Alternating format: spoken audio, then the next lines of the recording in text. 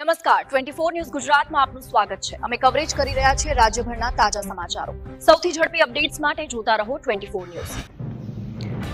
બનાસકાંઠા જિલ્લાના કાંકરેજ તાલુકાના મુખ્ય મથક સિહોરી નજીક આવેલ ઉંદરિયાવાસ ગામે દાયકા બાદ પ્રથમ વખત ભાજપનો ભગવો ઝંડો લહેરાતા રાજકીય ક્ષેત્રે નોંધપાત્ર બદલાવ જોવા મળ્યો છે। ગામમાં યોજાયેલા કાર્યકર્તા સંવાદ સંમેલનમાં મોટી સંખ્યામાં કોંગ્રેસના કાર્યકરો ભાજપમાં જોડાતા કાંકરેજના રાજકારણમાં ગરમાવો જોવા મળ્યો, જેમાં પ્રાપ્ત થતી વિગતો મુજબ જિલ્લા ભાજપ પ્રમુખ કીર્તિસિંહ વાઘેલાની અધ્યક્ષતામાં ઉંદરિયાવાસ ખાતે કાર્યકર્તા સંવાદ સંમેલન યોજાયું, જેમાં કાર્યક્રમની શરૂઆત દીપ પ્રાગટ્ય સાથે કરવામાં આવી હતી અને આ પ્રસંગે 1008 મહામંડલેશ્વર રાજેન્દ્ર જોશી, કાંકરેજ તાલુકા ભાજપ પ્રમુખ નટુભાઈ પટેલ, મહામંત્રી અમરસિંહ સોલંકી સહિત ભાજપના આગેવાનો અને પદાધિકારીઓ ઉપસ્થિત રહ્યા હતા અને આ કાર્યક્રમનું આયોજન પૂર્વ પ્રમુખ સબ રજિસ્ટ્રાર યુનિયન ગુજરાતના લલિતસિંહ વાઘેલાએ કહ્યું હતું કે તેમના માર્ગદર્શન હેઠળ ગામમાં રાજકીય દિશામાં મોટો ફેરફાર આવ્યો હોવાનું જણાય છે અને અગાઉ કોંગ્રેસ સાથે જોડાયેલા ગામના લોકોમાં હવે ભાજપની વિકાસલક્ષી વિચારધારાને લઈને વિશ્વાસ વ્યક્ત થતો જોવા મળ્યો અને આ પ્રસંગે ગામના આગેવાનો દ્વારા ઠાકોર સમાજની પ્રગતિ માટે એકજૂટ થઈ ભાજપ સાથે જોડાવવાનું આહવાન કરવામાં આવ્યું હતું, જેના પરિણામે 500થી વધુ કોંગ્રેસ કાર્યકરો ભાજપમાં સામેલ થયા હોવાનું જાણવા મળી રહ્યું છે અને આ ઘટનાને પગલે કાંકરેજ તાલુકાના રાજકારણમાં ભાજપ મજબૂત બનતું દેખાઈ રહ્યું છે, જ્યારે કોંગ્રેસ માટે આ મોટો ઝટકો પણ માનવામાં આવી રહ્યો છે। બનાસકાંઠા દ્વારા આયોજિત આજના લોક સંપર્ક કાર્યક્રમ સિહોરી ઉંદરિયાવાસ મુકામે યોજાયો, જેમાં લલિતજી વાઘેલા કે જેઓ પૂર્વ રજિસ્ટ્રાર તરીકે કામ કર્યું છે, સમગ્ર ગુજરાતની અંદર રજિસ્ટ્રાર એસોસિએશનના પ્રમુખ રહી ચૂકેલા છે, એમની સાથે આ વિસ્તારના દરેક ક્ષેત્ર સમાજના આગેવાન શ્રીઓ વિશાળ સંખ્યામાં ભારતીય જનતા પાર્ટીમાં જોડાયા। જિલ્લા ભાજપ અધ્યક્ષ તરીકે લલિતજી વાઘેલા અને એમની ટીમ હું ભારતીય જનતા પાર્ટીનું સ્વાગત કરું છું, શુભકામનાઓ પાઠવું છું।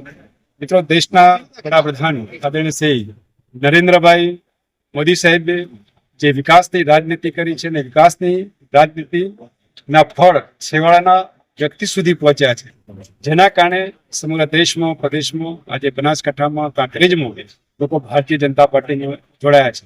આગામી સમયની અંદર મોદી સાહેબના નેતૃત્વની અંદર દેશ 2047નો વિકસિત ભારત બને, એ વિકસિત ભારત બનાવવાનો સંકલ્પ એ દેશના 140 કરોડ જનતાનો છે। આ સંકલ્પ આપણે સૌ સાથે લઈ મોદી સાહેબના નેતૃત્વની અંદર 2047માં આપણા દેશને વિકસિત ભારત બનાવી। ધન્યવાદ। ભારત માતા કી જય, વંદે માતરમ, જય જય। સંવાદ કાર્યક્રમની અંદર ઉંદરિયા ગામની અંદરથી લલિતજી મોટા પ્રમાણની અંદર એમના સાથે કાર્યકર્તાઓ સાથે ભારતીય જનતા પાર્ટીની અંદર જોડાણા છે અને ખૂબ ખૂબ સ્વાગત છે અને શુભેચ્છા છે।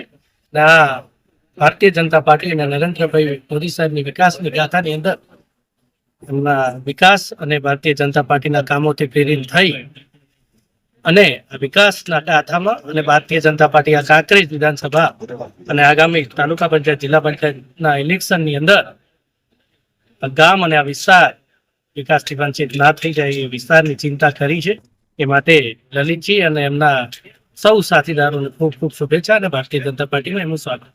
મારો નિર્ણય એ આ વિસ્તાર માટે એક અભૂતપૂર્વ કાર્યક્રમ રહ્યો। મેં 35 વર્ષ સુધી સરકારી વિભાગમાં ફરજ બજાવી છે અને મેં લગભગ તમામ સરકારી વિભાગમાં કામગીરી કરી છે। લોકોના જે ખેડૂતો અને વંચિત લોકોના જે સમસ્યાઓ અને પ્રશ્નો છે એ મેં નજીકથી જોયા છે અને તમામ સરકારોમાં મેં કામગીરી કરી છે। એના પરથી મેં તારણ કાઢ્યું છે કે ભારતીય જનતા પાર્ટી એ એક વિકાસની રાજનીતિ કરી છે અને વિકાસની સર્વોચ્ચ જો કામગીરી કરી હોય તો એ ભારતીય જનતા પાર્ટીએ કરી છે। આના પ્રેરણાથી હું વિશાળ મેદની સાથે તમામ સમાજના આગેવાનો સાથે હું આજે ભારતીય જનતા પાર્ટીમાં જોડાયો છું અને ભારતીય જનતા પાર્ટી માટે કોઈ પણ અપેક્ષા વગર કામ કરતો રહીશ।